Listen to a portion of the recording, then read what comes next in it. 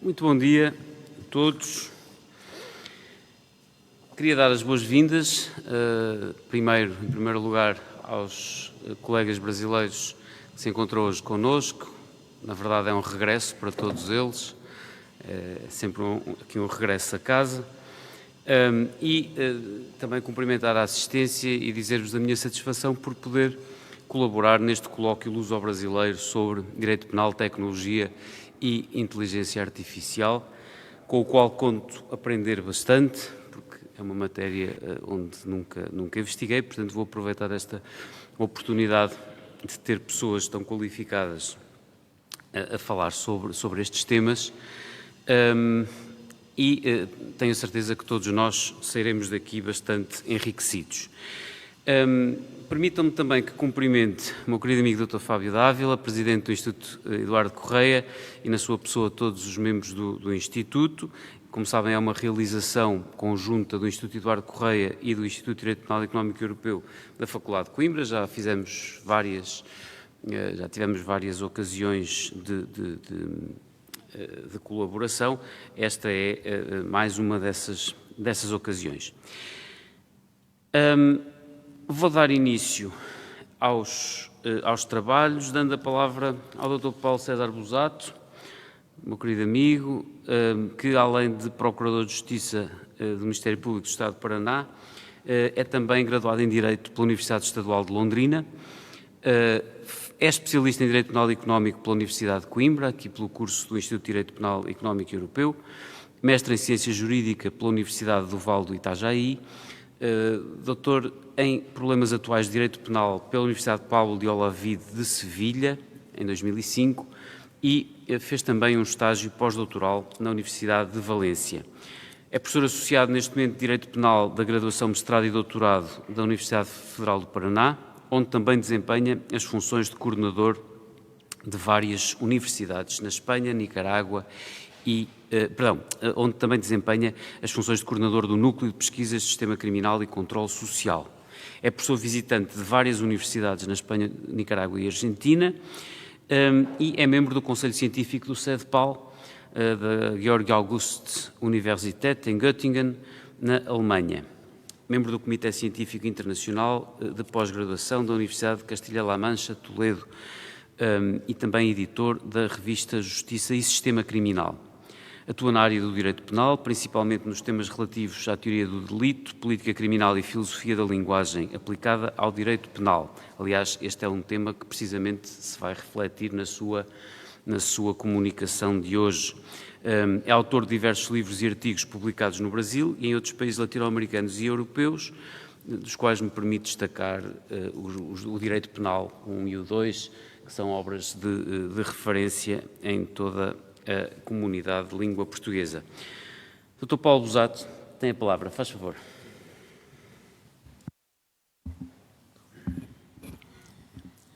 Bom dia.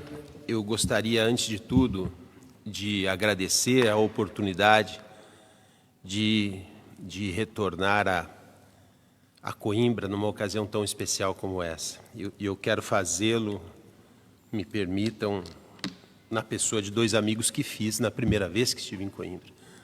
O Dr. Pedro Caeiro, que preside a nossa mesa, também foi uma das primeiras pessoas que eu tive contato acadêmico naquilo que ele leu como a minha especialização em Direito Penal Econômico. Foi o professor Pedro quem entrou por primeiro na nossa sala naquela ocasião.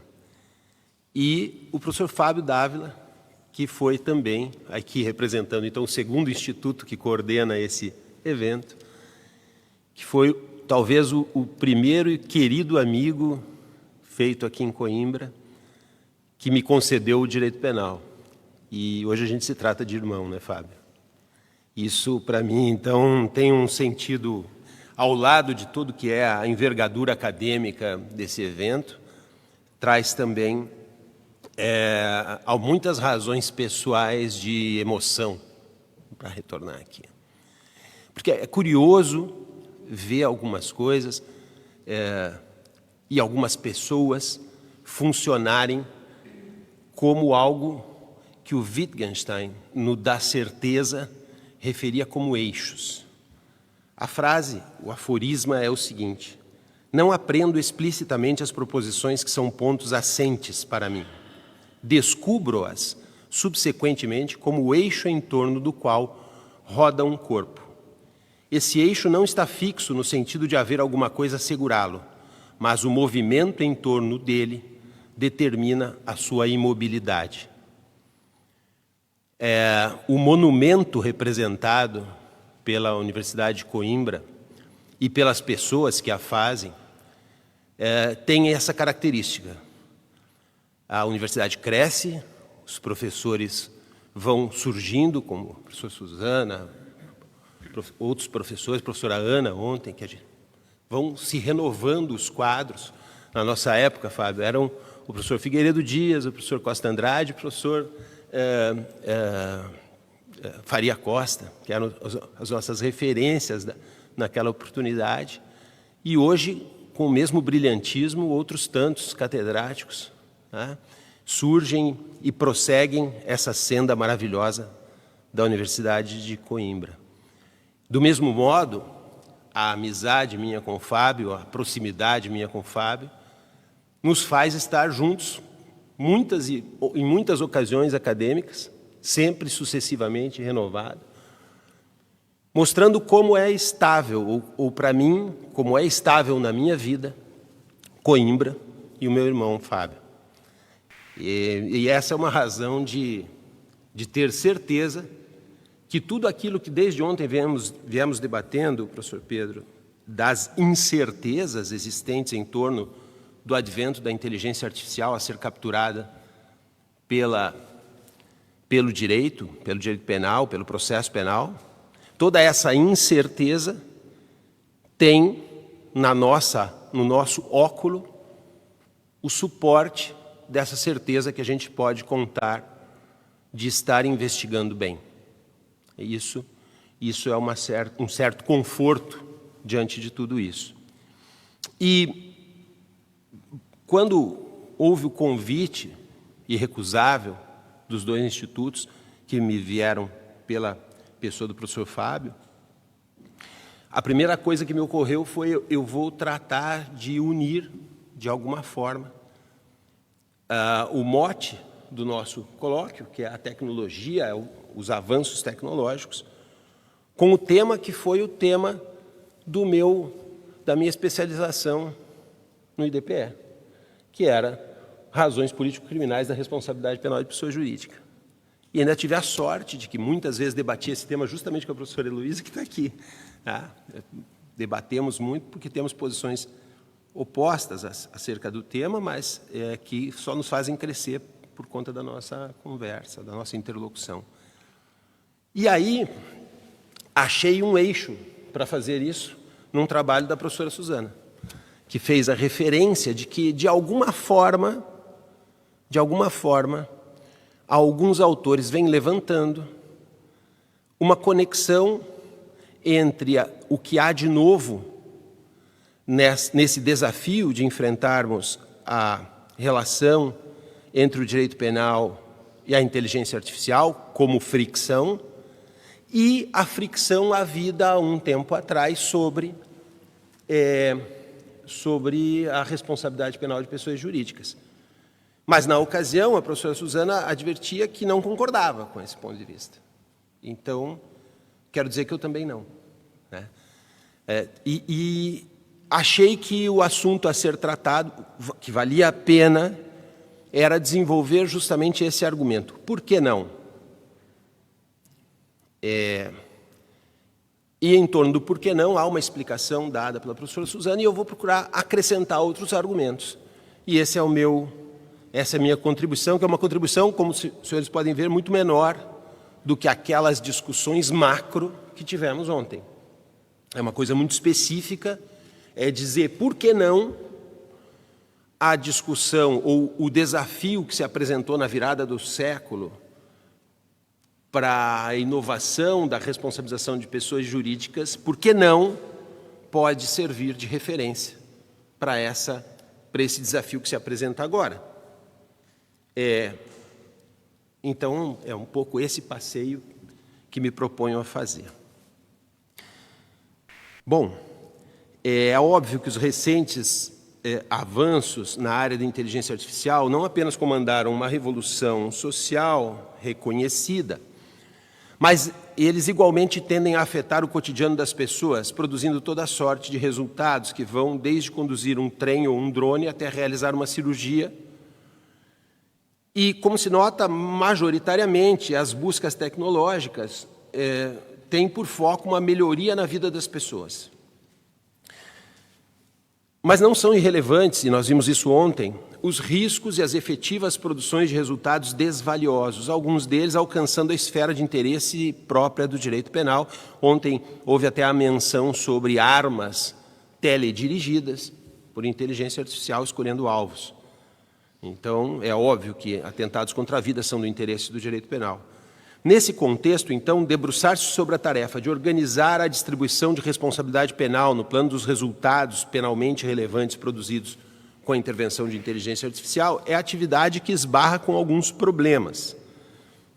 E eu tenho certeza que dessa questão dogmática se ocupará no texto a professora Heloísa Estelita. E esses problemas são maiores quando envolvem o machine learning ou deep learning, que a gente viu ontem apresentados pelo professor Maurício, já que esses são capazes de transpor o campo estrito de sua pré-programação, realizando planejamentos e apresentando resoluções de problemas sem terem sido programados para isso. A produção de danos e perigos a interesses protegidos pelo direito tem levado a que se denomine tais casos de Hard Artificial Intelligence Crime, a partir do entendimento de que o ingresso de dados capturados pela máquina e sua transformação pela conexão com a sua própria programação original, a ponto de gerar outra programação, leve a que o resultado produzido seja, em certo sentido, seu, quero dizer, da máquina. Em um primeiro momento, as dificuldades de detecção e antecipação dos problemas que podem ser gerados pelo aprendizado das máquinas conduz ao que se tem denominado na literatura black box problem. Eu quero destacar aqui de entrada que não concordo com isso. E aí me alinho outra vez a professora Suzana, parece piada, mas ontem eu a ouvi dizer sobre esse black box problem, na verdade, converter-se em um white box problem, porque, no fundo, a inteligência artificial aplicada à própria inteligência artificial, num processo reverso, pode detectar o ponto, a gente conversava sobre isso ainda à noite com o professor Maurício, pode detectar o ponto onde as coisas se desviaram para esse ou aquele viés, ainda que isso seja confiar também na máquina, de algum modo, né? Em sentido reverso.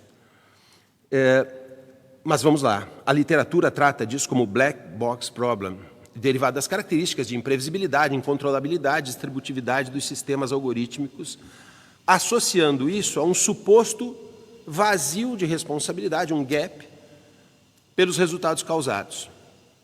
É claro, seguir a cadeia de dados causal de conjunção entre dados e algoritmos é certo que não se trata de algo completamente oculto à verificação a posteriori se você fizer esse processo reverso. A própria inteligência artificial pode, uma vez instada, aplicada a si mesmo, explicar retroativa e causalmente, fixo muito o tema causalmente, porque isso vai ser um suporte do que a gente vai falar depois. Causalmente retornar ao algoritmo pré-existente que causou a formulação de um novo algoritmo e assim sucessivamente, até alcançar o ponto de partida, estabelecendo a plena correlação com o que pautou o output gerador do resultado.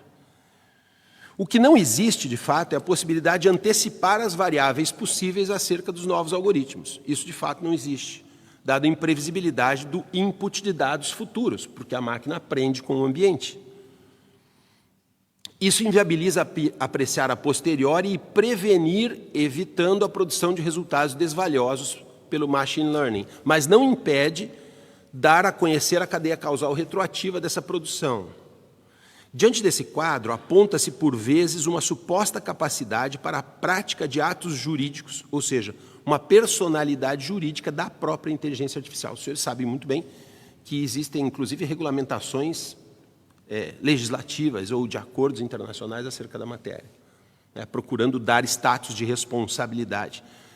O que leva a que alguns estudiosos defendam a distensão do alcance da responsabilidade penal, com maiores ou menores matizes, aos próprios entes cibernéticos. Isso me causa alguma repulsa, porque me lembra aquela história do sujeito que é traumatizado por alguma coisa, né? Eu fui muito traumatizado pelo compliance, né? Porque quando surgiu o advento da responsabilidade penal de pessoas jurídicas, imediatamente surgiu o compliance como uma válvula de escape. E me parece que agora, quando, de fato, os casos de resultados delitivos derivados de inteligência artificial vêm surgindo, então vamos criar uma personalidade para a inteligência artificial e vamos punir, então, a inteligência artificial e não as pessoas que deflagraram o que quer que seja. Me parece, de novo, uma capa de proteção e parece que por trás dessa capa de proteção sempre estão corporações, o que me irrita profundamente, mas enfim. O fato é que se pretende isso, que há quem defenda a distensão do alcance da responsabilidade penal aos próprios entes cibernéticos. As justificativas são as mais variadas, a partir da ideia de que na própria inteligência artificial, aspas, possam confluir todos os elementos objetivos e subjetivos que suportam a imputação penal, enquanto o sistema social dirigido à estabilização das expectativas comunitárias. Estabilização de expectativas fala por si, né? As origens desse tipo de pensamento. E entre os múltiplos argumentos lançados para sustentar essa distensão, um chama particularmente atenção, que é o alinhamento comparativo da criação de uma responsabilidade jurídica para uma pessoa cibernética com a tentacularização da responsabilidade penal para o campo dos entes coletivos ou pessoas jurídicas, a partir da ideia de que ambos seriam entidades abstratas, às quais competiria impor responsabilidade penal. Me parece um argumento um tanto quanto frágil. Além do que, estariam presentes, no caso, dificuldades similares às enfrentadas pelo direito penal no ajuste do sistema de imputação para o estabelecimento da responsabilidade penal de pessoas jurídicas. O tema de equivalência entre os dois problemas não foi exclusivo, ou um argumento exclusivamente utilizado no common law. Também no nosso, vários autores vêm tratando disso e achei que fosse a busca de um argumento de autoridade. E a minha ideia é um pouco contrapor esse argumento de autoridade. Um argumento de autoridade baseado nessa suposta semelhança se apoia, a meu ver, em premissas falsas. A reação crítica a esse tipo de comparação apareceu com o texto da professora Susana Aires de Souza, quando afirmou que a similitude dessas duas situações diz respeito unicamente, aspas, à aparência de resultado desvalioso ter lugar por via de um sistema organizado para o humano. E que tal aparência deve ceder frente a uma diferença substancial, que a professora explica nos seguintes termos, aspas, embora dotada de uma personalidade jurídica própria, a pessoa coletiva tem a matriz humana nas decisões por si assumidas na prossecução de sua atividade. Atividade que, sendo contrária ao direito, a pode fazer responder. Nesse sentido, em causa está uma organização sujeita a controle humano. Ora, o que fundamenta a proposta de responsabilizar o sistema de inteligência artificial é justamente a sua autonomia, a ausência de controle humano nas decisões tomadas pelo sistema. Falha, assim, a equiparação pretendida. Na base da atuação da pessoa coletiva estão sempre as pessoas físicas, derivando a sua personalidade jurídica de um fundamento humano. Conquanto eu discrepe em algo desse argumento, no que tange a falar de atividade, porque a mim parece que a atividade da pessoa jurídica é uma atividade própria da pessoa jurídica e não de seres humanos, por conta de adotar uma perspectiva da ação vinculada ao paradigma da linguagem. O outro lado do argumento, quando a professora diz na base da atuação da pessoa coletiva estão sempre pessoas físicas, derivando sua personalidade jurídica de um fundamento humano, me parece que sim, o fundamento humano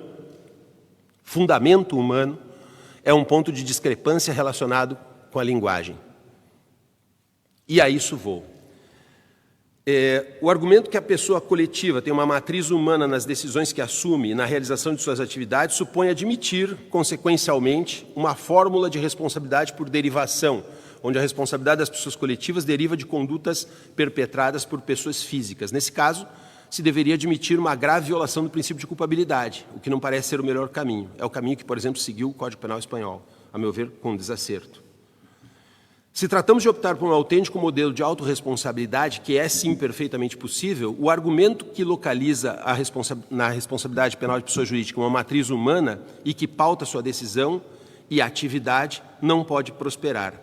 A complementação do argumento, no sentido de que o controle humano da pessoa jurídica se contrapõe à sua falta na inteligência artificial, parece igualmente não sustentável, na medida em que já demonstrado que a vontade de uma pessoa jurídica pode essencialmente desviar-se da vontade de todos os seus sócios ou controladores e ser guia de uma conduta criminosa, já que opera como resultante não somatória das vontades dessas. Aí eu poderia debater com os senhores a vontade penal de pessoas jurídicas, que é um assunto à parte. Mas, contrário senso, é perfeitamente possível, remetendo-se à inteligência artificial, identificar certo grau de controle humano, quer seja na produção dos algoritmos originários, quer seja primordialmente, inclusive, no acionamento da máquina, vale dizer, na opção pela colocação em marcha de sua interação com a captura de dados e produção de novos algoritmos. A finalização do argumento, porém, no sentido de que existe uma conexão entre a pessoa jurídica e a pessoa física, coisa que manca no caso da inteligência artificial, situada em um fundamento humano, parece correta. Esse fundamento humano, porém, não é o controle humano, mas a linguagem pela qual se expressam ou pela qual expressam o sentido de suas condutas, quais sejam a linguagem humana. E sobre isso, o professor Maurício ontem nos deu uma aula, não é? Sobre as dificuldades de linguagem e de conexão de linguagem com a inteligência artificial. Eu queria propor, então, novos argumentos críticos à indevida comparação entre a responsabilidade penal de pessoas jurídicas e a responsabilidade penal de inteligência artificial. Vou passar por um elenco breve, mas terminar com um ponto que me parece o mais relevante. O primeiro ponto é que, ao contrário da revolução cibernética, a responsabilidade penal de pessoas jurídicas não é um assunto novo no campo jurídico-penal. Embora apareça, às vezes, citada como novidade, como uma criação anglo-saxã recente, isso não é verdade. Desde sempre, a responsabilidade penal de pessoas jurídicas esteve aí. Há muitos estudos sobre isso, a demonstrar que o nascedouro das corporações com a Charter of Incorporation no Reino Unido já surgiu com responsabilidade civil e penal junto. Claro, num primeiro momento com street liability e depois incorporando-se também o elemento subjetivo. O surgimento nos Estados Unidos também foi assim, né? O começo dos Estados Unidos é o começo está na investigação da professora Villegas Garcia. O começo dos Estados Unidos era o começo em que um Estado não podia sustentar a sua própria estrutura e que cedia às corporações o espaço dessa sustentação de atividades, e elas eram feitas por corporações, mas não se entregava às corporações todas as atividades próprias do Estado sem algum controle, e esse controle era exercido com matéria civil e penal sobre pessoas jurídicas. Então, no ambiente anglo-saxão, sempre existiu a responsabilidade das pessoas jurídicas, mas no ambiente continental também.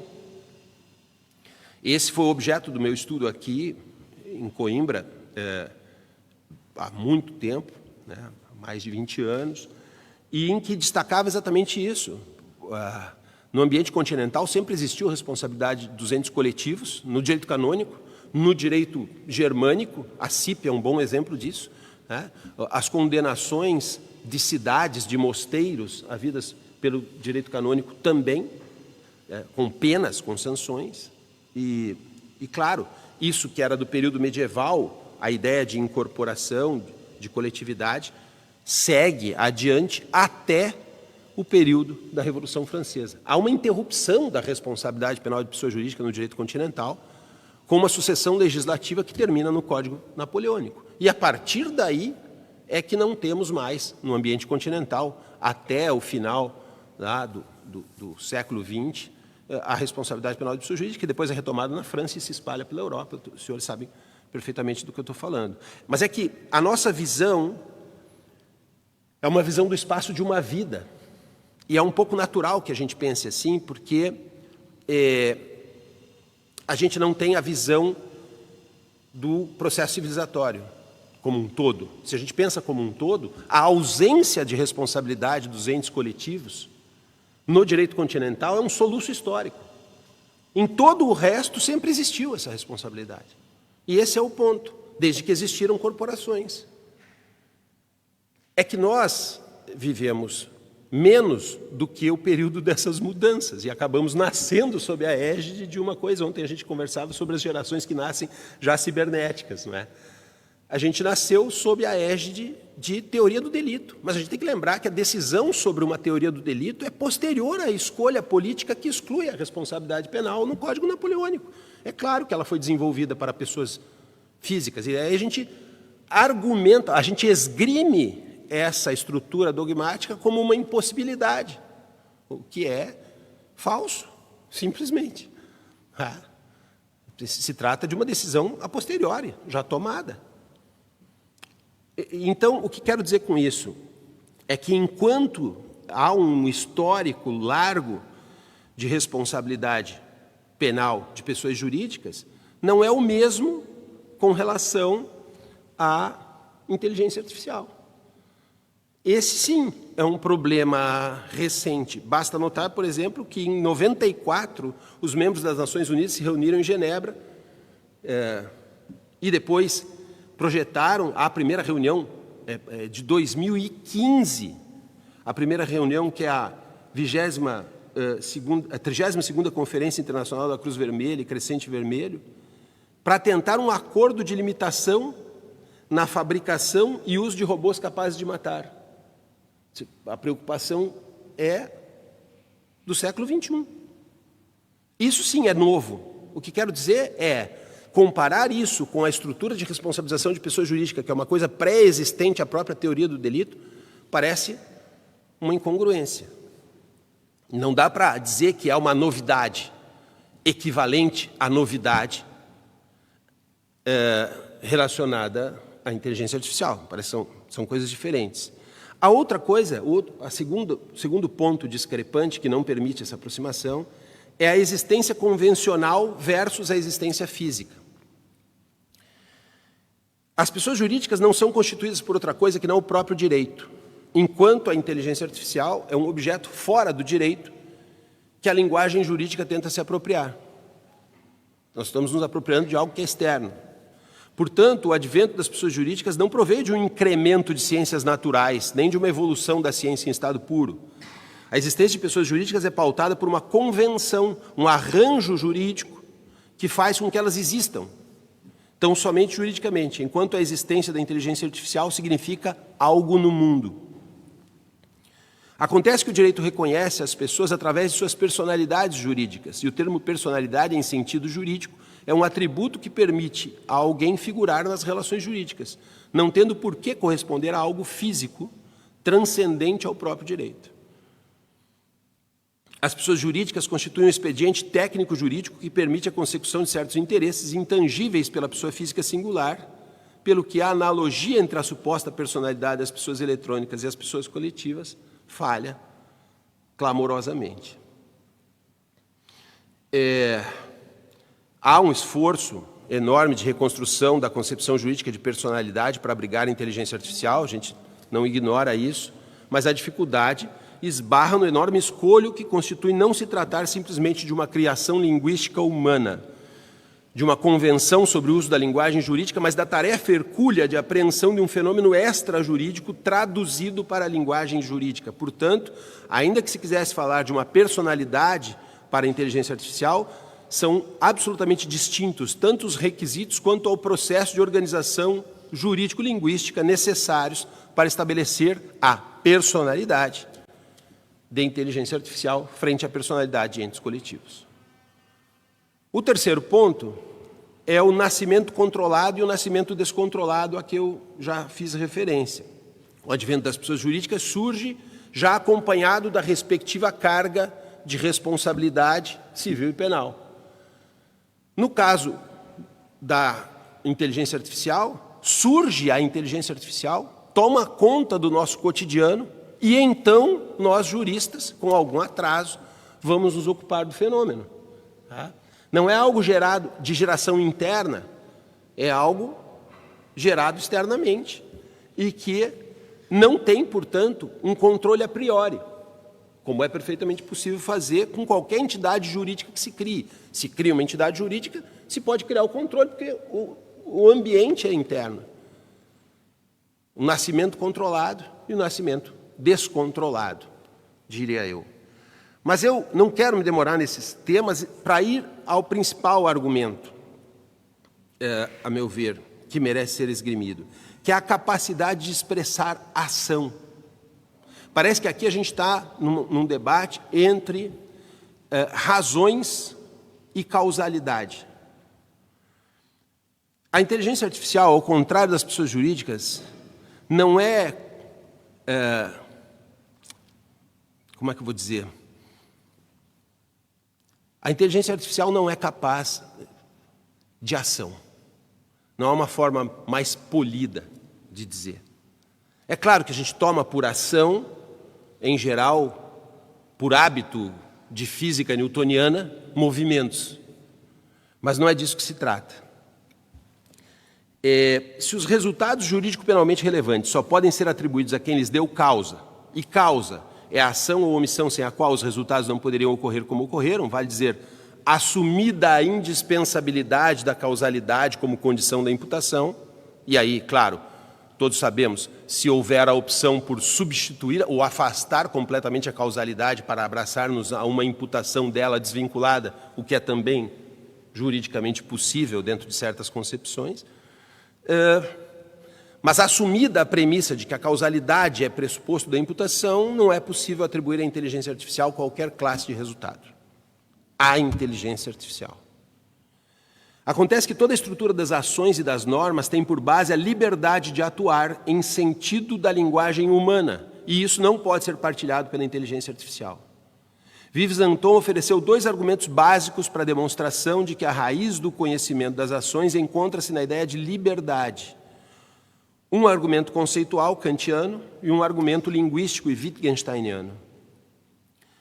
Conceitualmente, ele afirma que remete a Kant a ideia de que a liberdade é uma característica inerente à ação, ou seja, só é possível atuar assumida a ideia prévia de liberdade.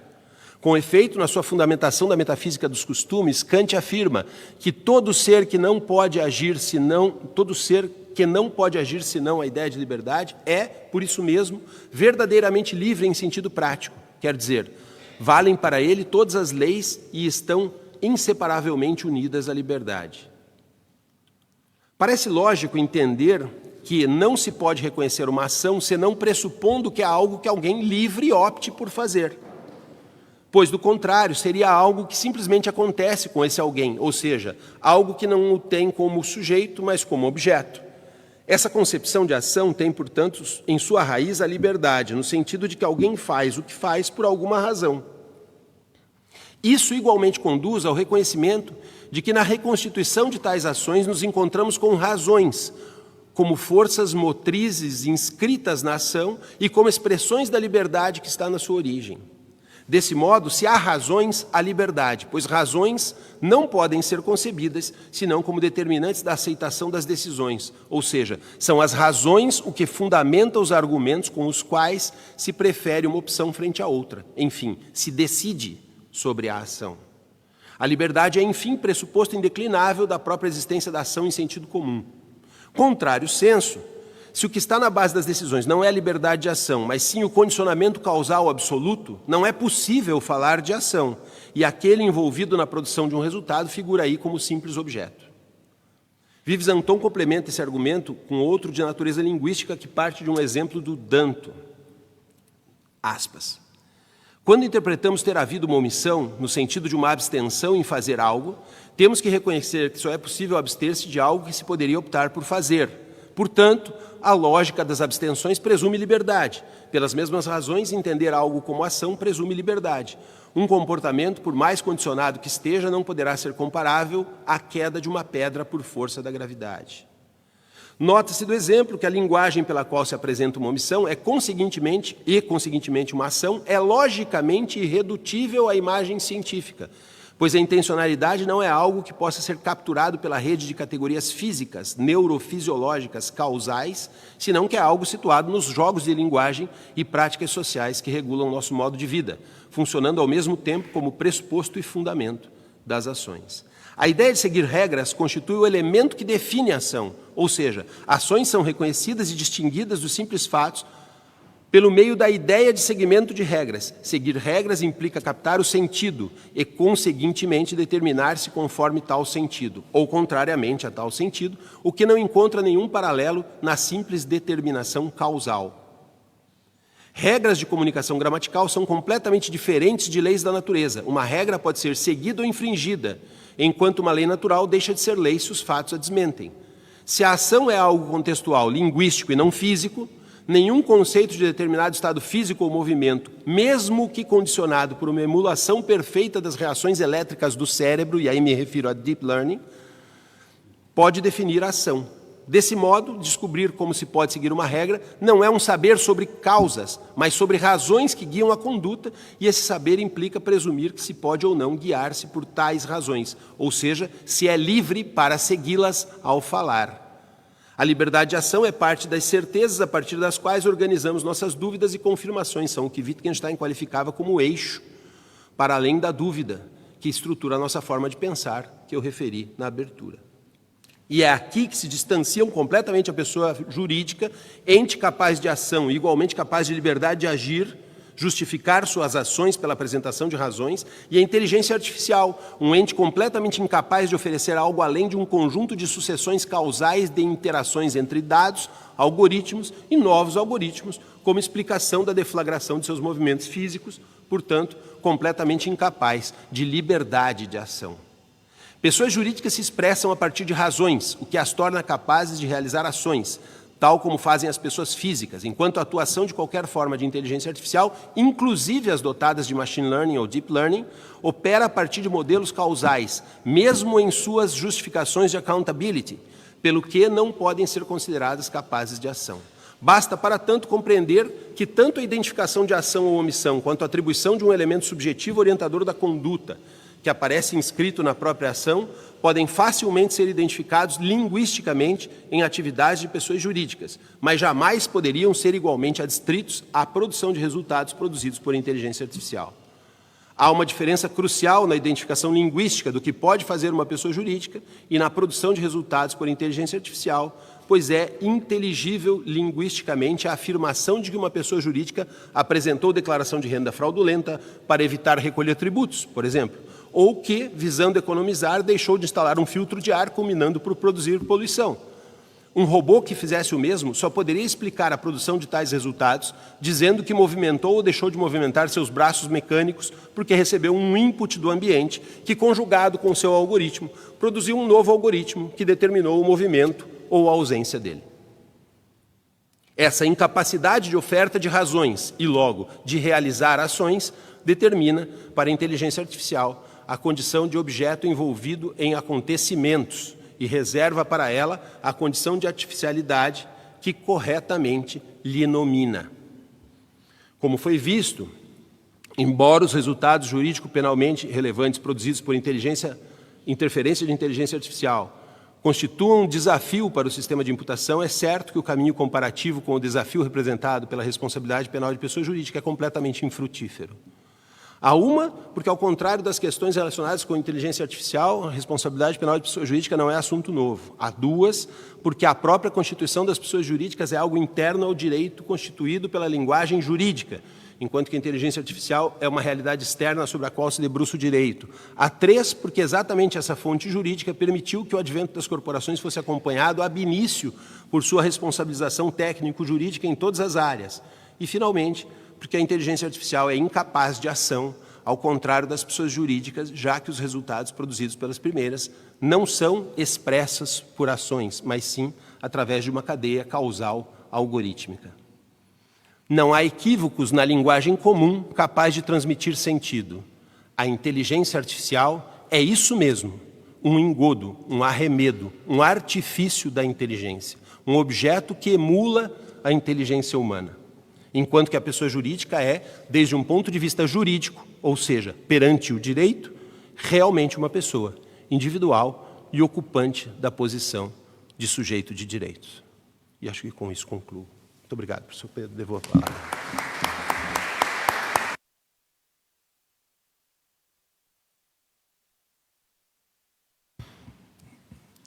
Muito obrigado, Dr. Paulo Busato, pela excelente apresentação e a quantidade de questões desafiantes, difíceis, complexas que pôs, e que na verdade vêm até desafiar um pouco as nossas construções tradicionais relativamente à coincidência entre autonomia e liberdade, por exemplo.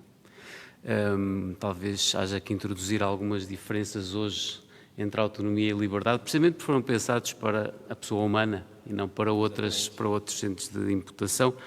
E também retiro desta contraposição que fez entre a pessoa jurídica, que foi um bordão, um cânon ao longo da sua exposição, a capacidade de ação da pessoa jurídica e a inteligência artificial, no fundo, procurar ver a inteligência artificial como um centro de imputação seria forçar a analogia com a pessoa que existe, de qualquer forma, na pessoa jurídica. A pessoa jurídica é uma ficção de personalidade para melhor acautelar os interesses das pessoas humanas. No fundo, a pessoa jurídica mais não é do que isso.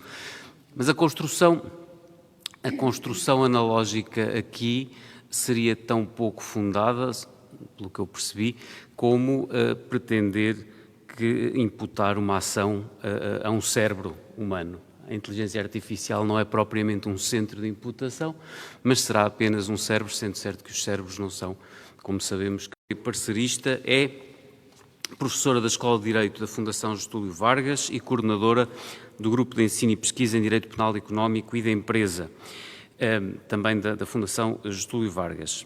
Foi bolseira da Fundação Alexander von Humboldt para a realização de pesquisa de pós-doutoramento na Ludwig Maximilians Universität de Munique e na Universidade de Augsburg entre 2015 e 2017, em cooperação com a CAPES.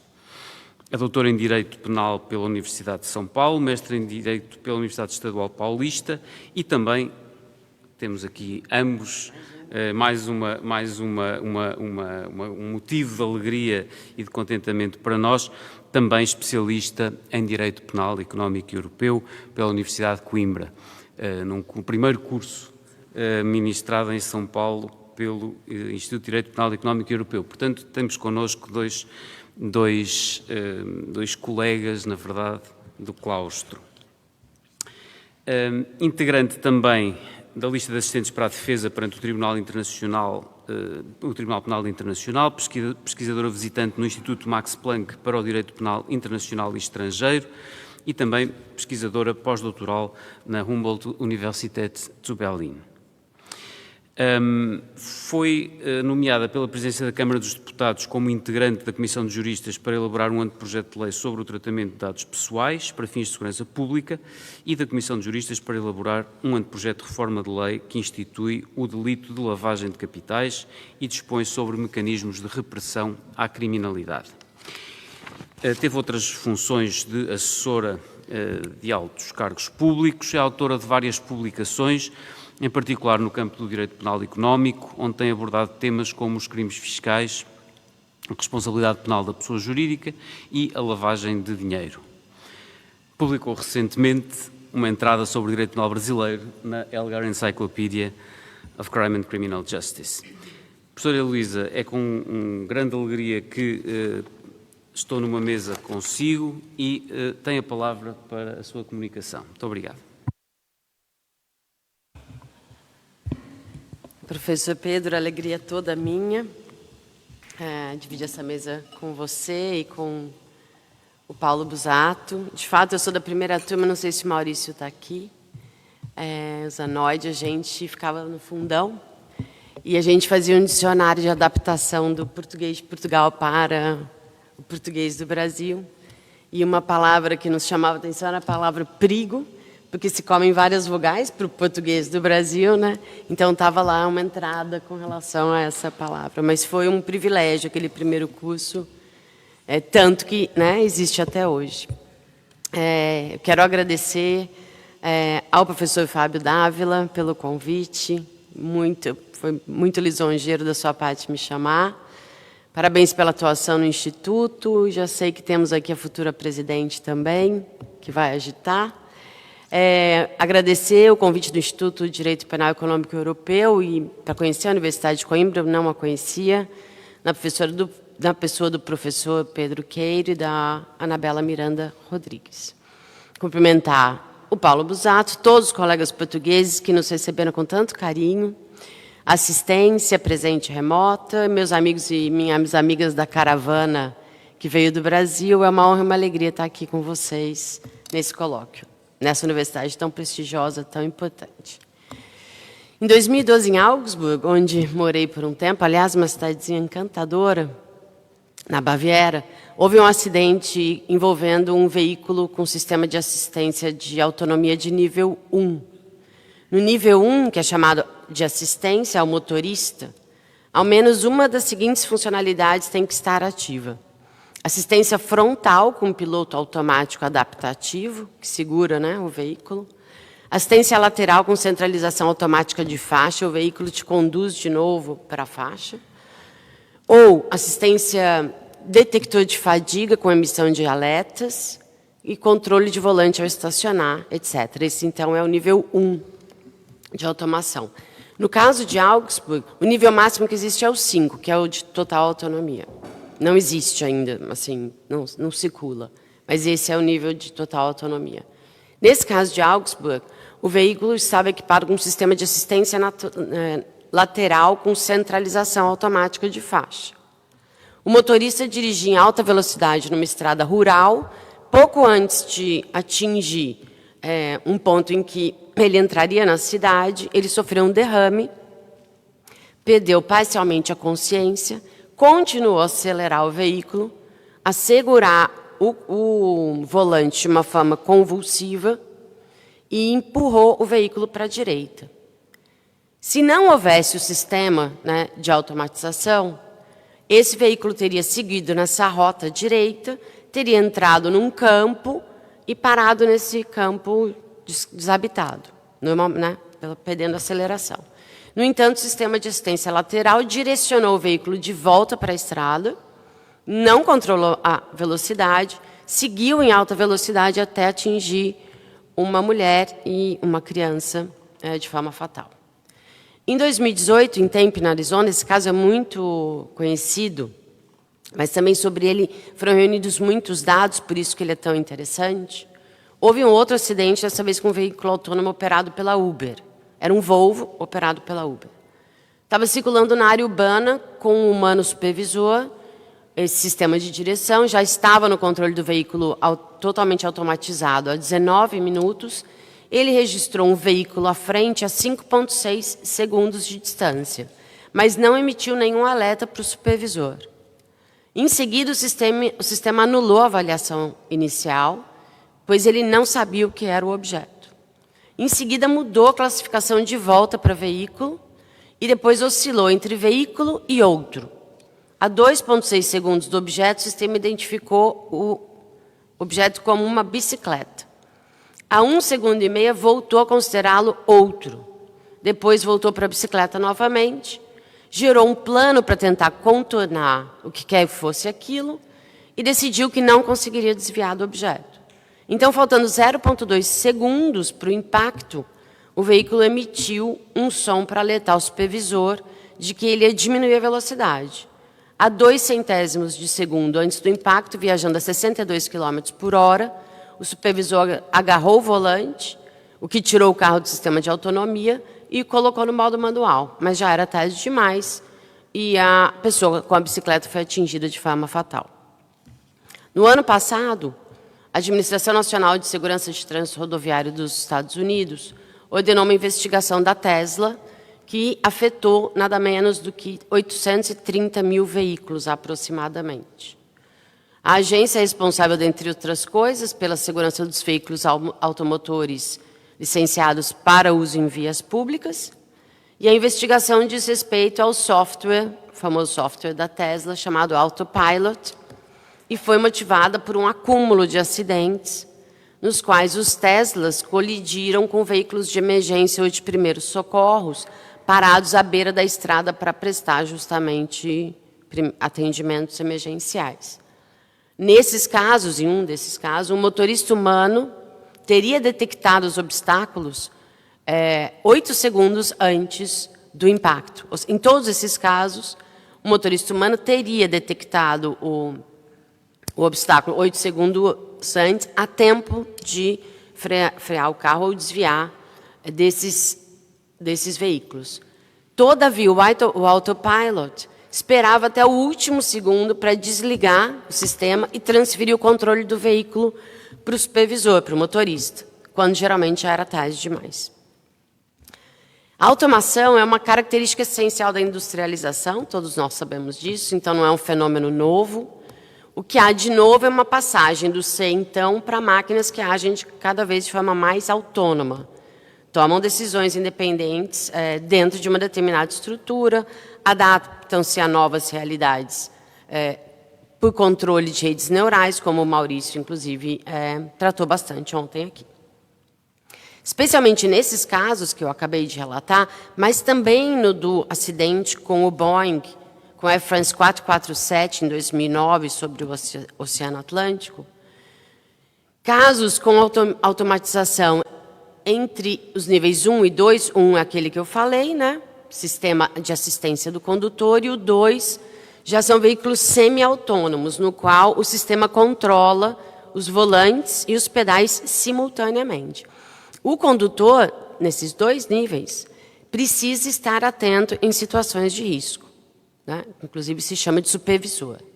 E é aí que podem surgir incongruências entre controle e responsabilidade, pois o controle sobre uma ação ou função é distribuído entre vários atores, humanos e não humanos. E as implicações dessas incongruências para estruturas formais de responsabilidade adquirem especial relevância aqui. Nós nos acostumamos nos últimos anos, especialmente no âmbito das infrações penais praticadas no contexto de empresas, a discutir distribuição de responsabilidade entre vários atores, só que entre atores humanos. O que há de novo nesses casos relatados, né, envolvendo veículos autônomos, é que essa distribuição é feita entre atores humanos e não humanos. E mais atores não humanos com algum grau de autonomia, um pouco diverso de simples uso de máquinas industriais.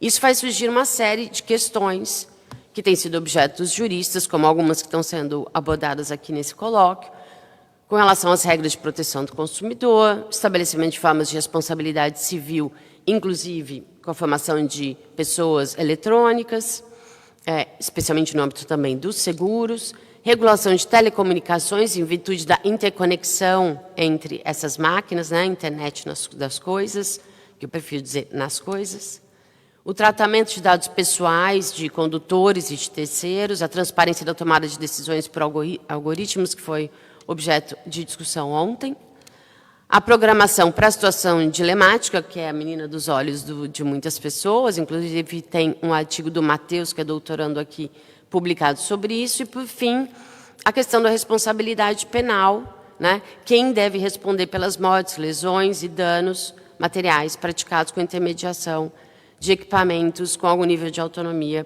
por algoritmos. A ameaça da responsabilidade penal para os envolvidos tem sido cada vez mais discutida. De um lado, frente a vários acidentes fatais e danosos, como esses que eu relatei alguns deles agora, e de outro, frente a uma defesa em prol da inovação, com a expansão da implementação de áreas de testes, né, e também do uso desses veículos no transporte viário urbano, a exemplo do que a gente tem visto na Califórnia, por exemplo. A verdade é que veículos mais ou menos autônomos estão conquistando o ambiente de vida, como mostra o exemplo de Augsburg. Vários veículos hoje já vêm equipados com sistemas de assistência, de controle de faixa, por exemplo, ou de colisão frontal. Eles participarão cada vez mais do tráfego das vias públicas e, portanto, representam uma fonte de perigo para a integridade física e a vida das pessoas envolvidas no tráfego. Sob o ponto de vista da responsabilidade penal, as lesões intencionais causadas por sistemas de direção autônoma ou semi-autônoma serão a exceção. Isso quer dizer que o foco deve se concentrar na responsabilidade penal culposa ou negligente. Sob o ponto de vista da parte especial, relevam aqui os crimes de lesões corporais culposas, homicídio culposo e, para os sistemas que admitem, o dano culposo. O Brasil, por exemplo, não admite o dano culposo. No quadro atual, é claro que nós vamos procurar responsabilizar os seres humanos envolvidos, porque as entidades não humanas, né, como os veículos autônomos e outros robôs, por enquanto, não podem ser responsabilizados penalmente. Minha convicção é que essa é uma questão circunstancial, ou seja, ela vai mudar. Mas estamos falando de hoje, né? Não obstante, como alerta um estudo feito por Madeleine Ellis, no presente momento, quando se fala em erro humano, geralmente o foco tem sido colocado no operador ou usuário do sistema, e não no erro dos programadores e fabricantes. Isso aconteceu, por exemplo, no caso de 2018 do motorista da Uber, que na verdade era uma supervisora, né, que eles chamavam assim, a Vasquez, e que acabou sendo a única pessoa acusada criminalmente, inclusive num país que admite a responsabilidade penal da pessoa jurídica. Diante dessa realidade, há que se pequerir sobre um leque maior de pessoas passíveis de responsabilidade penal e também revisitar os pressupostos da punibilidade penal negligente, nesse novo contexto. Considerando que lesões previsíveis a terceiros devem ser evitadas, né, um pressuposto da responsabilidade penal negligente é a previsibilidade do perigo. E quanto mais autônomo e perigoso for um sistema, especialmente se ele circula em ambientes viários, de forma abstrata, é previsível que ele causará mortes e lesões corporais, pelo menos abstratamente. Todavia, nem o programador, nem o usuário, e muito menos outros participantes do tráfego, podem prever concretamente como o carro decidirá em uma situação específica, com base nas informações, na experiência, no treinamento disponíveis e nos equipamentos, os sensores que eles têm. Como, por exemplo, o caso da Uber de 2018 demonstra. Aquelas tomadas de decisões muito rápidas, né, e, por fim, uma decisão de que não havia uma solução para o problema. Isso se deve, por um lado, ao uso planejado das redes neurais, também explicado ontem pelo Maurício, e, por outro, ao fato de que esses sistemas são atores cujo comportamento ainda não se tornou previsível por meio de experiências passadas, já que seu uso é relativamente recente, e é por isso que existem as áreas de teste. Trata-se do problema da black box, né, já tratado ontem, e também tratado pela professora Suzana Aires, num texto publicado num livro muito interessante, organizado aqui pela equipe da Universidade de Coimbra, Inteligência Artificial no Direito Penal, e que certamente debilita o atendimento ao pressuposto da previsibilidade concreta, que, se exigido, poderia tornar todos os intervenientes irresponsáveis. Por isso, há quem se satisfaz com uma previsibilidade abstrata, como a Sabine Glass, Voles, no sentido de que uma certa imprevisibilidade dos agentes autônomos, inteligentes, e o correlato risco para terceiros é como que pré-programada, e, por isso, toda forma de dano é, em princípio, previsível. Para enfrentar essas dificuldades, pode-se pensar em exigir que a decisão concreta do sistema seja sempre previsível, como uma white box. E isso, no caso dos veículos autônomos, levaria a uma exclusão da responsabilidade negligente, pois eles geralmente agem de forma imprevisível. Se, ao contrário, uma previsibilidade abstrata for suficiente para a resposta penal, isso levaria a uma considerável inviabilidade do uso de veículos autônomos no trânsito viário, pois é provável, até certo ponto, que pessoas serão feridas ou mortes em algum momento ocorrerão, como comprovam os casos que eu mencionei no começo da minha fala. Como nenhuma dessas alternativas parece desejável a longo prazo, o pressuposto da previsibilidade pode não ser o topos adequado para a discussão da regulação dessa inovação, a não ser naqueles casos, como o caso dos recall dos Tesla, em relação aos quais os perigos já são conhecidos. Essa temática também foi explorada no texto da professora Suzana Aires, sob o ponto de vista da responsabilidade do produto, que é um ponto de vista bastante promissor nesse ambiente. Pressupostos para a responsabilidade criminal negligente também são a violação de um dever objetivo de cuidado e o caráter desaprovado do risco. Eles são particularmente sensíveis no caso de produtos inovadores, especialmente dos veículos autônomos, em função dessa autonomia hoje ainda parcial, pelo menos dos veículos que estão no trânsito urbano. O padrão de dever de cuidado é normalmente determinado pelo comportamento que pode ser esperado em uma determinada situação de uma pessoa razoável, pertencente a um certo ciclo social. Indicadores dessas regras, do respectivo contexto social, são as regras ISO, por exemplo, ou as regulamentações das autoridades de trânsito. Todavia, ainda não há uma regulamentação abrangente sobre o uso de veículos autônomos.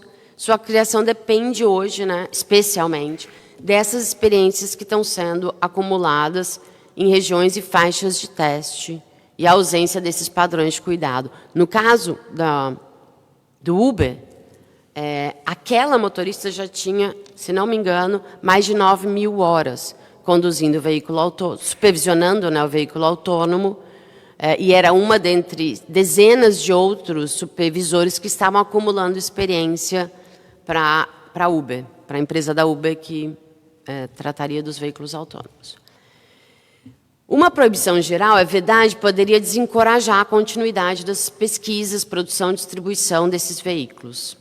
Em vista das vantagens consideráveis que esses veículos prometem, como a redução drástica do número de acidentes de trânsito, essa solução não parece ser convincente. Afinal, um veículo motorizado nunca estará cansado demais, nunca terá tomado um vinho português delicioso no final do dia e se movimentado, não se deixa provocar por outros motoristas, não fica olhando o smartphone enquanto se movimenta. É provável, então, que o tráfego viário, de fato, se torne mais seguro sem um motorista humano. Parece indesejável, portanto, uma proibição geral.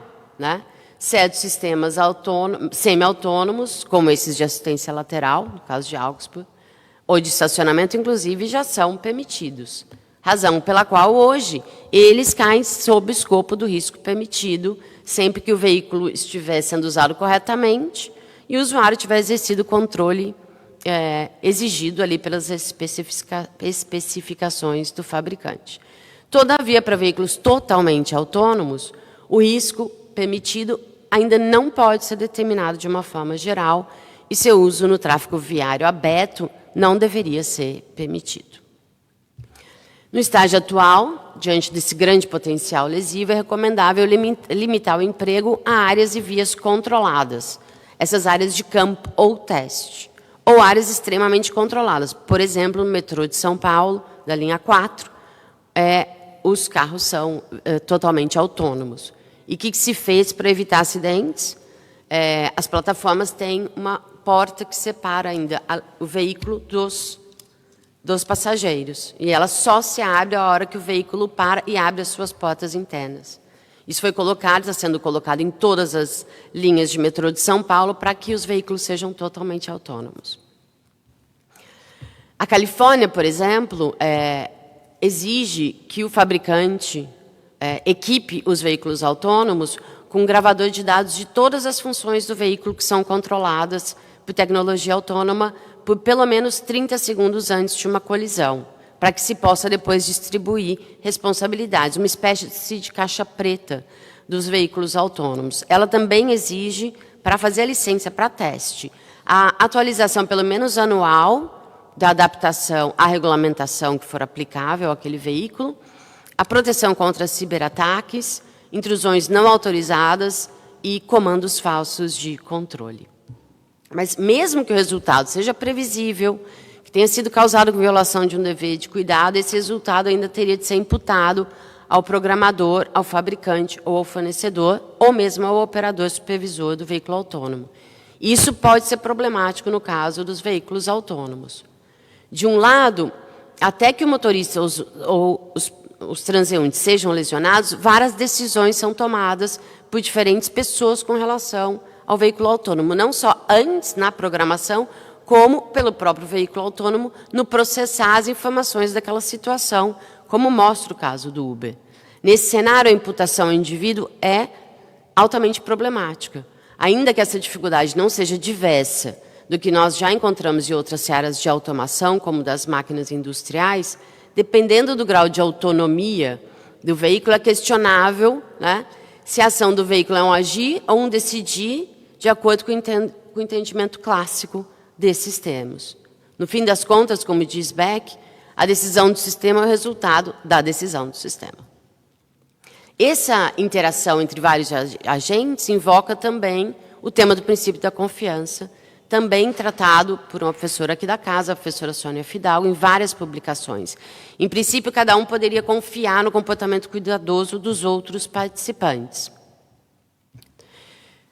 No caso dos veículos autônomos, porém, esse princípio padece de debilidades, porque se sabe que veículos autônomos eventualmente apresentam falhas devido à sua complexidade no momento atual e a sua conexão com outras máquinas. E, por fim, porque cada vez mais os seres humanos presumirão que podem confiar no sistema de direção e voltarão sua atenção para outras atividades, deixando de exercer a atividade de assistência que lhe é exigida, ao menos nos veículos com autonomia até o nível 3, nos quais o motorista precisa estar atento para agir em situação de risco. Todos os Teslas são até nível 3.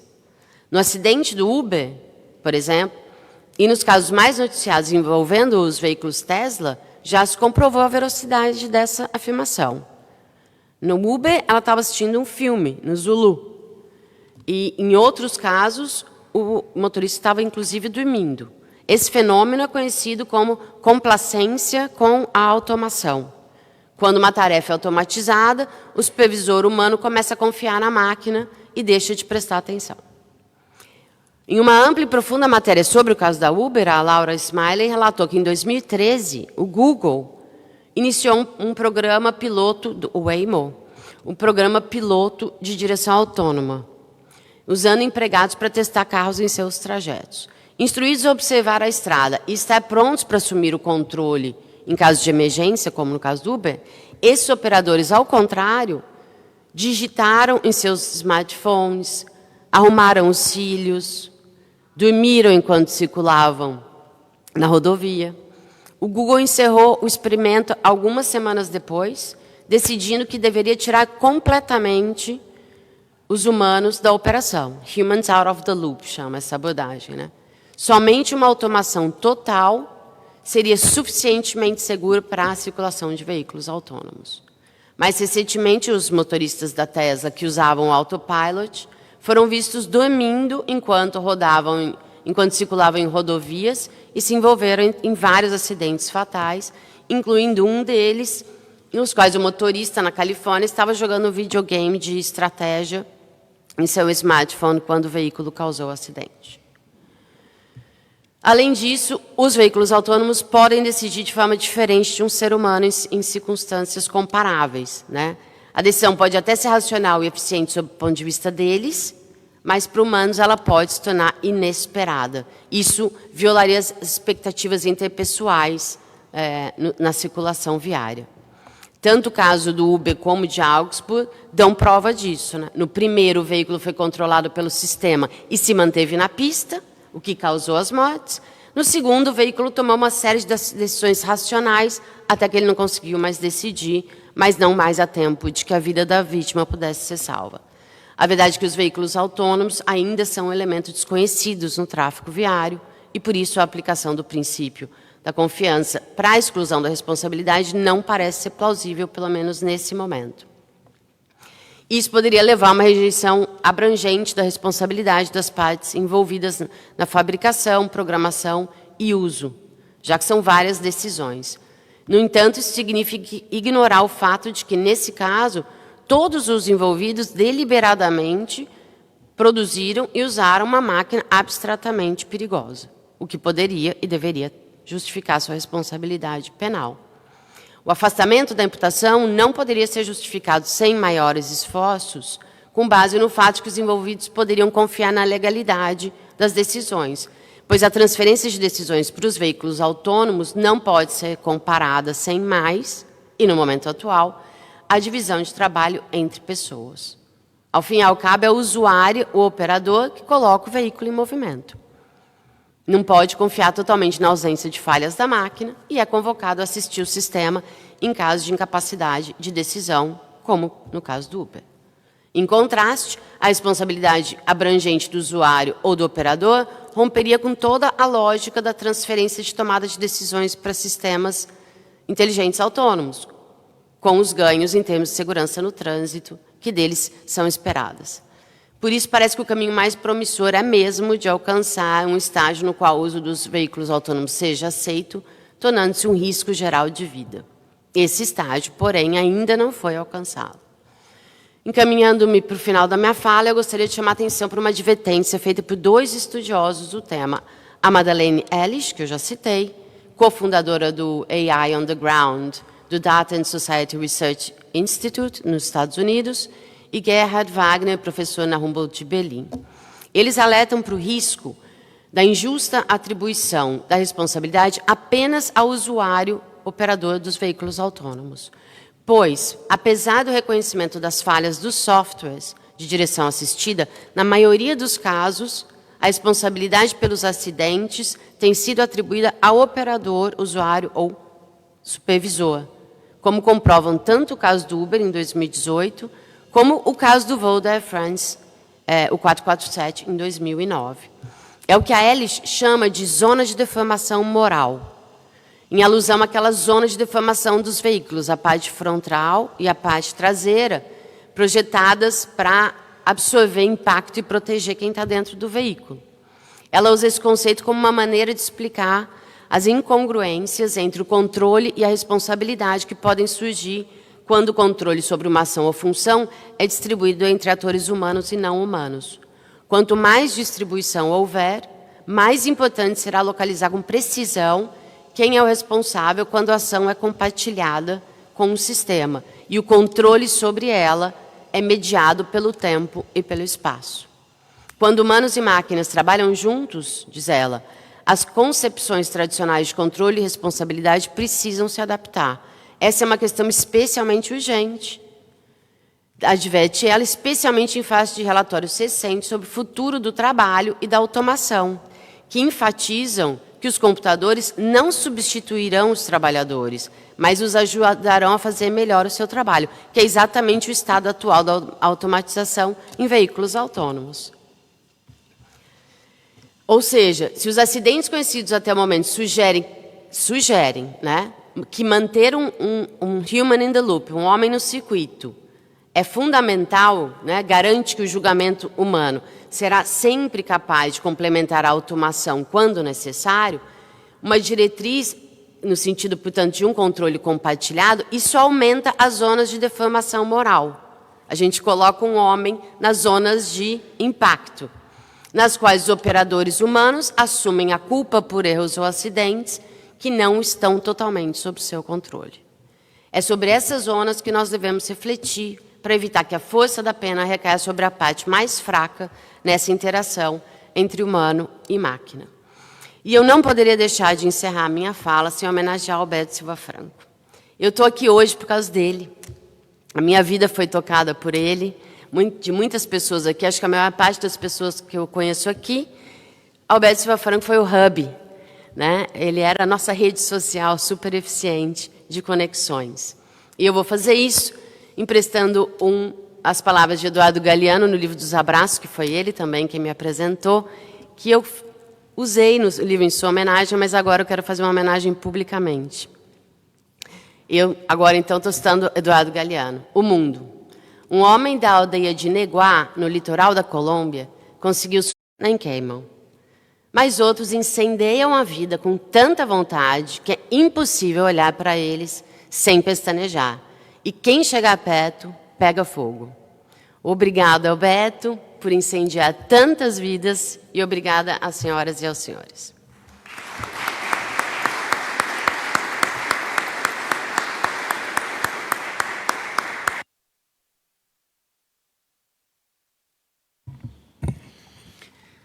Muito obrigado, doutora Heloísa Estelita, pela sua apresentação. Ainda estamos todos aqui a recobrar um pouco do fôlego depois destas duas magníficas apresentações. E, de facto, volta de novo o problema da autonomia, não é? Volta de novo o problema da autonomia e de saber até que ponto é que a autonomia de mecanismos pode levar a diferenças na alocação de responsabilidade às pessoas humanas ou jurídicas que possam ter de responder por certos factos. Tocaram particularmente dois ou três pontos dentro das várias questões complexas que levantou. Primeiro, saber se de facto a automação progressiva dos veículos, ou a automatização, talvez seja mais correto, progressiva dos veículos, como uma escolha racional de política abstrata de redução de riscos e de redução de danos, portanto, é uma opção da comunidade, de alguma maneira. De que forma é que isso pode neutralizar, de alguma forma, aqueles casos que referiu de vários acidentes concretos que não teriam existido se não fosse a automação. Isto é, até que ponto é que, depois no fim acabou por falar disso também, até que ponto é que isto não entra no tal risco geral de vida, que não é novo para nós, nesse aspecto não é novo para nós. Há de facto várias opções políticas gerais. A vacinação, por exemplo, que é uma redução geral de riscos e abstrata de riscos, e claro, e que uma pessoa no milhão morre porque leva a vacina, não é? E se não tivesse levado a vacina não morria. Isso é, portanto, um problema não é novo, mas é um problema que se põe com particular cuidado quando pensamos, se não fosse aquela automação, se ele não tivesse o carro automático, tinha conseguido entrar pelo campo e tinha, portanto, evitado o acidente. O segundo ponto é saber até onde é que este objetivo de redução de danos e redução de riscos é empiricamente comprovável. Hoje temos uma obrigação e uma grande pressão de várias instâncias de traçarmos políticas com base em dados empíricos comprováveis. Portanto, políticas empiricamente fundadas. Isso vale naturalmente para a criminalização, mas também vale para desenhar estas políticas e, portanto, existirão de facto dados fiáveis que mostram que é possível uma redução significativa de danos e de riscos, sobretudo quando entramos em conta com a tal complacência com a automação, quer dizer, porque a automação cria os seus próprios riscos, não só os riscos inerentes à circulação, mas a própria automação cria riscos por parte dos humanos, como seja a complacência ou a confiança na máquina. Um terceiro ponto que também suscitou a minha atenção e que me parece extraordinariamente será um campo fértil de investigação, certamente, é as dificuldades nas expectativas de protocolos entre homens e máquinas. Isto é, a cooperação entre homens e máquinas não é a mesma do que a cooperação entre pessoas, entre homens e mulheres, naturalmente, entre pessoas e máquinas. Não é, o protocolo e as expectativas não são as mesmas, e em que medida é que isso afeta princípios fundamentais como o princípio da confiança, a previsibilidade, sobretudo num campo que, como disse também, o que é previsível numa coisa que acaba de começar, não é? Onde é que nós podemos traçar o risco da previsibilidade para pôr a violação do dever de cuidado. Enfim, uma série de questões altamente desafiantes e que certamente instilarão agora um debate com a audiência. Nós estamos ligeiramente atrasados, meia hora, e, portanto, perguntava se alguém quer pôr alguma questão. A doutora Ana Susana de Sousa está ali a levantar a mão. Faz favor.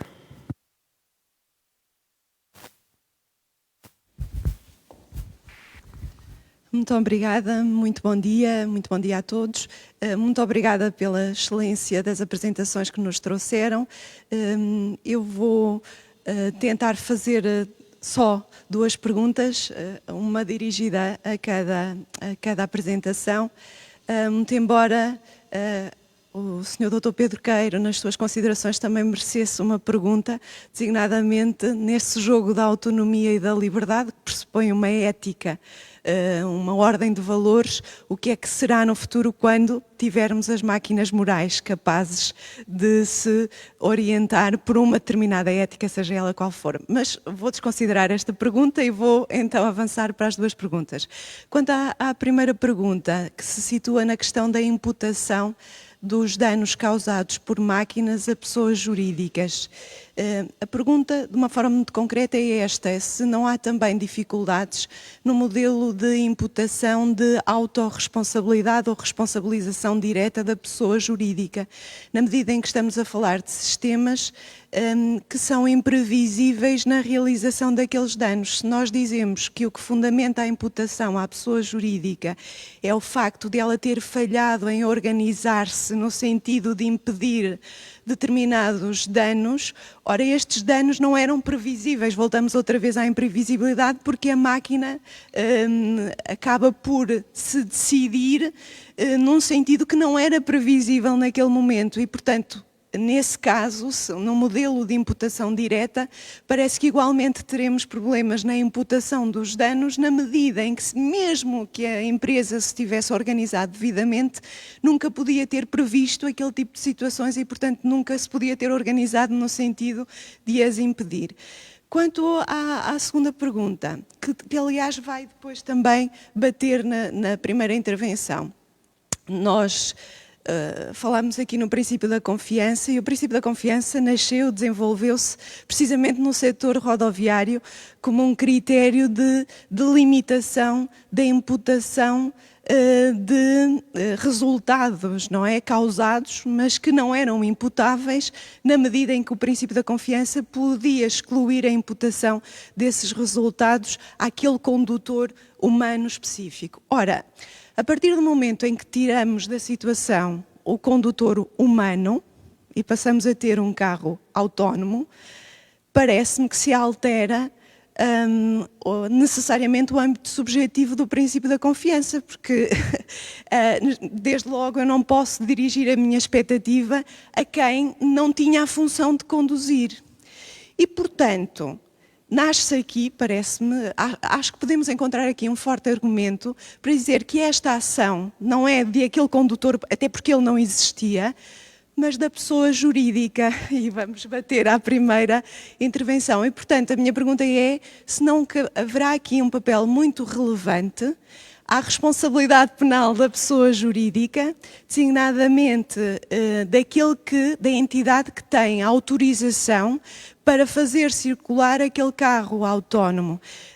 Por exemplo, esta experiência está a ser seguida no Reino Unido, precisamente atribuir responsabilidade à entidade que tem a autorização para fazer circular este tipo de carros, que pode ser precisamente uma pessoa jurídica e, portanto, se calhar encontramos aqui uma ligação entre as 2 intervenções a partir da ideia de ação, da ação da pessoa jurídica. Muito obrigada. Muito obrigado, doutora Sara. Antes das respostas, talvez a doutora Sónia Fidalgo lá ao fundo também pretende pôr uma questão. Vamos juntar, talvez, eu pedia ao doutor Paulo Busato e à doutora Heloísa Estelita para anotarem as vossas respostas e depois tratarão de tudo conjuntamente. Eu esqueci-me de agradecer aos palestrantes, de facto estamos atrasados, mas a culpa não é deles, eles respeitaram escrupulosamente o tempo, nós é que começámos um bocadinho mais tarde, queria deixar isso claro. Muito obrigada, Sr. Dr. Pedro Queiro. Cumprimento os palestrantes que ouvi com muita atenção e queria só, no fundo, partilhar uma reflexão acerca precisamente do princípio da confiança.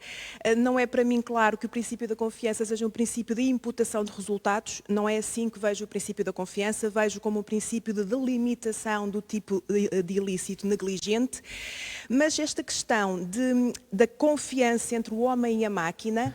Doutora Sónia, posso lhe pedir que... Exato, sim, se aproxima esta questão da confiança Obrigado. entre o homem e a máquina, podemos encontrar tentar uma resposta para esta possibilidade de confiança no próprio fundamento do princípio da confiança.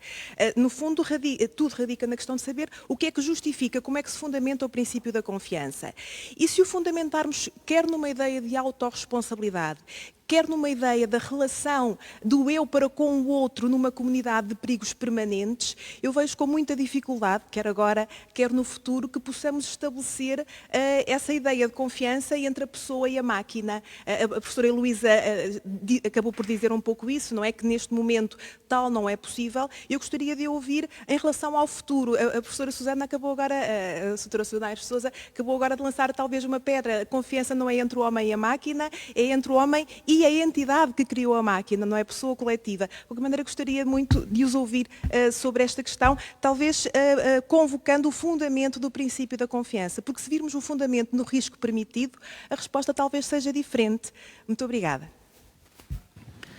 Muito obrigado. Vamos então agora procurar responder ou comentar estas questões. Dr. Paulo, quer começar, por favor?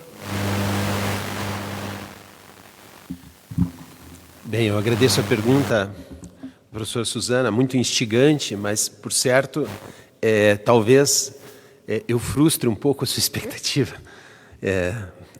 Na realidade, eu não considero que a perspectiva construtivista, a ideia do fato de conexão ou do defeito na organização, possa traduzir de algum modo a autorresponsabilidade de pessoa jurídica. Eu considero isso uma fraude de etiquetas. Eu considero que se trata justamente do fato de conexão constituir uma transferência da culpabilidade de uma pessoa para outra. Um verdadeiro sistema de autorresponsabilidade de pessoa jurídica só pode ser implantado a partir da perspectiva de que a ação é expressão de sentido. E daí, de sentido linguístico da própria pessoa jurídica. E aí eu acho que é uma coisa, me dá a oportunidade para discorrer sobre uma coisa que a gente pouco reflete. Eu digo, nós juristas, Fábio, hoje de manhã a gente brincava de dizer que jurista pretensioso é um pleonasmo, né, Fábio? Então, o jurista sempre acha que, né, o universo dele é todo o mundo e, no fim, a gente nunca fez outra coisa com direito que não ler, escrever, ouvir e falar. Direito é só linguagem. É certo que, de novo no Wittgenstein, né, os limites da minha linguagem significam os limites do meu mundo e talvez o mundo do jurista seja imenso. Mas é linguagem e, portanto, a ação é expressão de sentido linguístico. E se faz sentido que eu diga, por exemplo, que a Tesla distribuiu carros com defeito, é possível que ela tenha realizado uma ação, né? E aí, distribuir parece ser fazer algo. Né?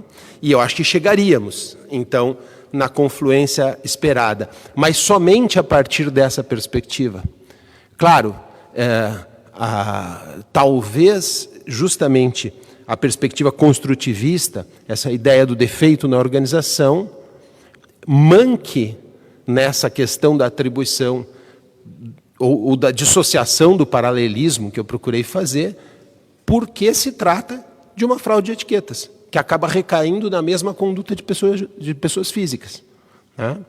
Tomada a perspectiva de que o sentido da ação é capturado num contexto linguístico, e o direito sendo só linguagem, parece muito possível, tá?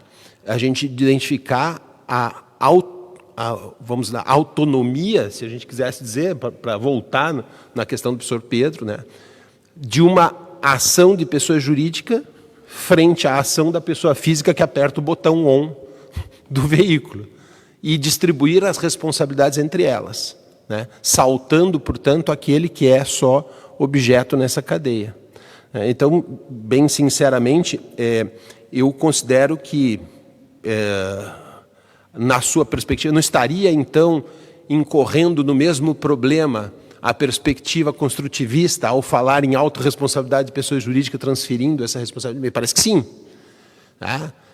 Mas não é essa a perspectiva que adoto eu quando falo em autorresponsabilidade, mas sim uma perspectiva na no modelo de vinculação do reconhecimento do que é a ação a partir da liberdade de ação como expressão de sentido linguístico.